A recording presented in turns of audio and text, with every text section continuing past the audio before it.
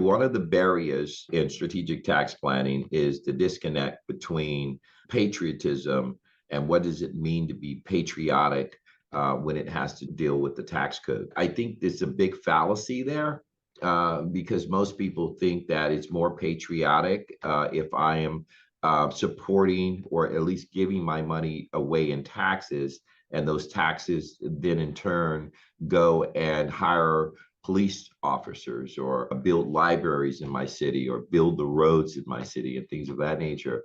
Now, it doesn't matter how you feel on that spectrum because there's a lot of personal feeling there because it's like, does that money actually go to the places that I want it to go? And I know a lot of people that feel that it doesn't. But when you look at the tax code itself and you begin to craft a strategic game plan in order to take back your hard-earned money, those things are designed to empower you. If you start a business, starting a business is designed to empower you. How do you give back in patriotism when you start a business? Well, now you offer employment opportunities for other individuals, and that further facilitates our tax code. You buy products from local vendors, you buy various different things, and that creates additional employment. So now let's say, Shawn, I'm not one of those business owners. I'm going to start a business. Well, even if you created structures that were designed to kind of manage your overall affair, it's a business. Most people are entrepreneurial or in business and don't even know it. A lot of the physicians that come across my plate, they have their primary income, but they have all these other things that are in its own right a business now. And so it just makes good sense to go dive down into that area to see the advantages that structuring that properly would offer you in strategic tax advantage. Most people, or a great deal of people, have this idea that it is more patriotic in order to give my money to the federal government, obviously. But when you look at the tax code itself, the tax code is a social engineering instrument. So what does that actually mean? That means that in order to save money in taxes, you're going to have to do things a certain way. So when people look at the tax code and say that the wealthy or the elite are using loopholes in order to get away from paying taxes, well, yeah, there's a certain fraction of individuals that are doing something that they shouldn't be doing. But for the most part, when you're talking about using the tax code in strategic tax planning, you're talking about what does the code say that I should be doing in the social engineering landscape in order to save more money in taxes. And usually what that means is that I'm able to invest more. So if I'm able to spend more, I'm able to develop. If I go out and buy things and build property, I'm giving back to the collective when I'm doing these things, when I'm looking at my philanthropy ideas and things that I want to do in that particular area, I'm giving back. But when you are dealing as in this area of things that the code tells you to do, it's really empowering you to do even more. And so that's more patriotic when you have a lot of individuals in the country that are being progressive, that are giving back to society, hiring more people, building new things, creating new items, research and development. All these things are in the tax code designed to give you a tax break. Most people don't know how effective it is in order to center their attention on these opportunities within the tax code. They look at it as, if you, here's the tax code, here's the opportunities within the tax code, and if you embark on that, you're doing something sinister. Well, that's the first shift in thinking that has to occur. You have to look at it as, no, I'm not. I'm using the code to my advantage. I'm not trying to circumvent the code. I'm trying to follow the rules. But you need to know what the rules are. You need to know how beneficial those rules are to you by running the numbers and seeing how these things match up into your overall financial landscape. And when you begin to do that, you begin to see that, hey, listen, if I do focus year after year on taking back my hard-earned money, these things that I have to do are actually building my net worth. They're actually benefiting my family. Now, who would you say is more patriotic at that point, right? Than someone that's just blindly saying, okay, this is my marginal tax bracket. Forget about the effective tax bracket. I'm just going to pay my marginal tax bracket and get it over with because that money's going to go for great causes. Well, I mean, you can imagine that. But the beautiful part about strategic tax planning, you don't have to imagine that. You can actually forge the contributions that you're making to the collective in a certain way that not only benefits you, it benefits the collective. And so strategic tax planning cannot be overlooked by any stretch of the imagination with anyone. And I'm a proponent of that. It just makes too much good sense for you to. I see some individuals that they're generating personally onto their 1040 over $1 million, and their tax bill that they're paying is unimaginable for a lot of individuals, 400,000, 500,000.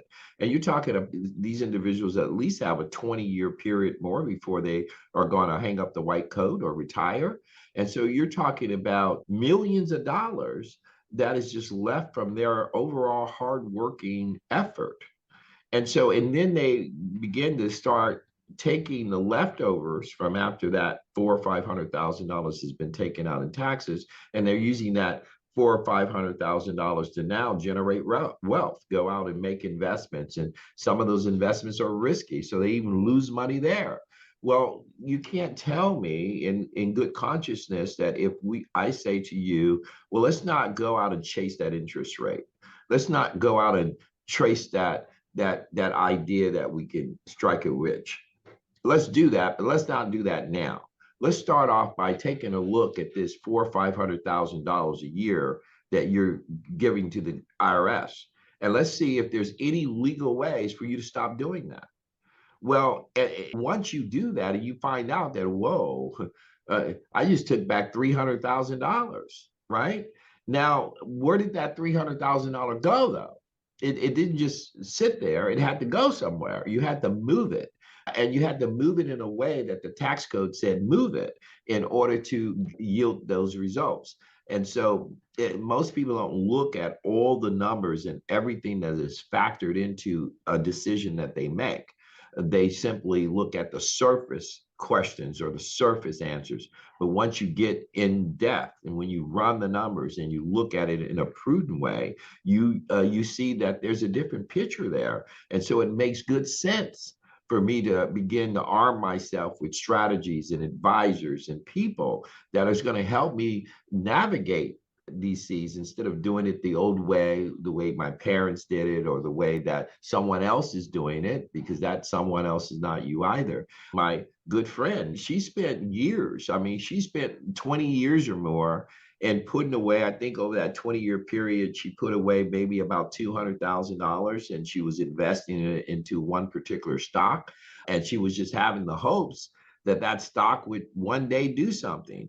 Well, behold, 20 years later, she sold that stock, and the stock was 18, $20 million.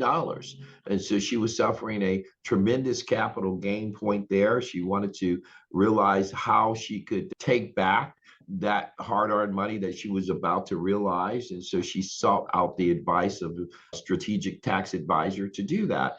But in the process of giving her genuine ideas that were legal in the tax code for her to take advantage of in order to lower her tax liability, her sister looked over and said, hey, listen, why don't you just pay the taxes? You're not being patriotic. Right, you got this big blessing, and you got this huge capital gains, and you should just pay the taxes. And so that's how most people think. It's not patriotic if she looks at the tax code and see, is there a way in this code legally for me to not to pay this tax bill? What would I have to do not to pay it? And so the things that she had to do not to pay it, some of that surrounded around charity. it surrounded around things that she had to do to give back. And so she was able to select many individual places that she wanted to give that money back. That's just a small example. So we know that, hey, you get a windfall, you give a certain amount of money away to charity. Well, that if you direct that money, now you can direct a significant cause that is close to your heart. And so by doing that, she was able to take back some of the money that she was paying in taxes. And that's not a connection that most people get either. They're like, okay, I'm moving this money over here. What happens to that money? Well, think about it. That money would have been going to the government. Okay. So, but now it's over here. And because you put it over here, you're going to get this back, or you're going to get this benefit. And so that is the reward when you go down this road of strategic tax planning. You take the paradigm shift and you realize that, okay, it's more patriotic for me to learn my tax code. That's a more patriotic thing. So instead of saying, here's this big tax code, I know nothing about it, and I'm going to be held beholden to it, and it's stripping all my wealth away. And for me to look it in its eye and see what I can do about it is somehow not patriotic, is a fallacy. I just don't understand that concept, particularly from the side of the seat that I sit on, where I help hundreds of people every single year develop customized strategies in order to reduce their tax liability and bring back their hard-earned money legally. And all these things empower people. I'll give you an example. During the pandemic, it was really interesting because during the pandemic, a lot of physicians were having a hard time with for a lot of reasons. I don't need to go into all the reasons that many physicians were having a hard time, but some of those reasons were economic and financial. Right. And so after the pandemic kind of subsided a little bit, many individuals were asking many physicians, well, how did you fare? And the overwhelming majority of them were saying, I didn't fare too well. And so then they were asking, well, do you ever think you're going to be getting back to normal? And then most, of course, the overwhelming was said, no, not back to normal. And I was hearing this from all over the place, right? But in-house with our clients, I was not hearing this. I was hearing a different story. I was hearing, oh my goodness, I just bought that building. Oh my goodness, I went into partnership and we're about to create this radiology center with a group of other physicians. Oh, I'm coming up with this new technology. These are the stories we were hearing. And so I had to sit back, and we sat back in one of our board meetings, and I sat back and I'm like, what is the contrast? Why is all these doctors that we are working with are saying these things, and the doctors are out there that we're not working with, they're saying, oh my goodness, the sky's falling. And so we had to contribute that to strategic tax planning. That was the only thing that we can contribute that to. That here you have this group of doctors that have went through strategic tax planning, and they're changing the world, so to speak. They're developing foundations. They're developing new ways of doing things. They're developing things, and they're creating more wealth. And the doctors that were not doing this, that were succumbing to the environment, the tax code, and all these other things, and letting those things steal their hard-earned wealth, and not having the motivation or inspiration of saying, okay, let me think differently. I'm in a good position. I'm going to be doing this for. That's another thing. Most physicians can't even think of the fact that, okay, if I'm doing this for 20 years and I'm at this income level with inflation, I'm going to generate this much money before I hang up the white coat. That, when we show that number to most physicians, it's almost like they can't believe that number, and it's their number. Right? It's their number. Say, here, listen, we taking your income right now. Inflation is running at this number. And so we're going to go below inflation and increase your income modestly, 1-2%. And when we do that, and it shows, oh, wow, before you hit retirement age, you're going to generate another $25 million. Well, that is like, oh my goodness, that is impossible. I don't believe you. But that's what the numbers say, right? And it's their number. And of that 25 million, they're going to spend $12 million in taxes. And so, and that's using that inflationary number, of course. And when you put inflation into the mix of these numbers, it becomes astronomical. And when it becomes astronomical, it becomes unbelievable. But it's, in reality, it's the stark truth. It's like, if you run this number and you compound this way, it's going to equal this number. That's a matter of fact. But most individuals I talk to, at least The ones that do not see the value in strategic tax planning can't make that connection. But that's a financial forecast of what your career is going to do. And so if you look at that financial forecast on what your career is going to do over that period of time, and then when you do that, you factor in, okay, based on the current tax law, well, how much of that is going to go to taxes? Well, that's when most of the individuals that we deal with get real serious, because that is a major number.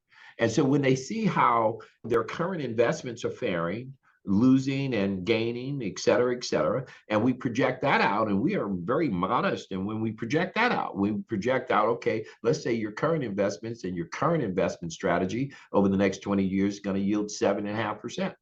Okay, well, that's a very modest number, right? It could do more, it could do less, but we modest 7.5%. And so when we project that out, it shows how their current net worth is going to grow over that same period of time. And when you look at the tax that they'll pay over that time and their net worth that they'll pay over that time, I mean, that they're going to generate over that time, those numbers almost match each other in a lot of cases. I mean, a lot of cases they match. But more importantly than matching, what we see in that number is that most of these physicians that we see that come across our desk that we can help should have amassed more than $10 million before they hang up the white coat. We see this every single day. I see this a lot. And so I try to help them make that connection with strategic tax planning, taking back their hard-earned money, projecting themselves out over time, how they can forge a long-term and a short-term strategic game plan in order to amass that type of wealth. And it's a beautiful thing when it happens, and it's a beautiful thing when people see it and they begin to work toward that end. Some of the results that we see are amazing.